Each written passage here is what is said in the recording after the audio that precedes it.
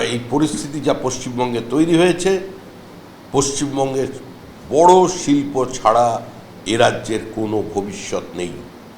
যদি মেধার এক্সোডাস বন্ধ করতে হয়, যদি ফ্লাইট অফ ক্যাপিটাল বন্ধ করতে হয়, যদি ঘরের ছেলেকে ঘরের ভাত খাওয়াতে হয়, এ রাজ্যে শিল্প বান্ধব পরিস্থিতির প্রয়োজন আছে।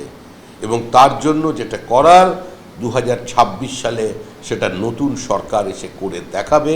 আমরা আবার সমস্ত শিল্পপতিদের কাছে, যারা স্টার্ট আপ করতে অন্য রাজ্যে চলে যাচ্ছেন তাদের কাছে, যারা উচ্চশিক্ষিত মেধাবী ছাত্র এখন ব্যবসায় মন দিয়েছেন, যারা অন্য রাজ্যকে বেছে নিচ্ছেন, আমরা তাদের তো আটকাতে পারি না। আমরা তো একই দেশের মানুষ।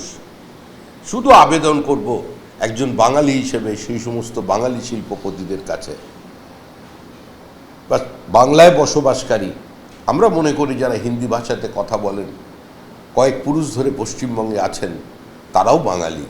সেই বাঙালিদের কাছে আমরা আহ্বান করব, একটা বছর অপেক্ষা করুন।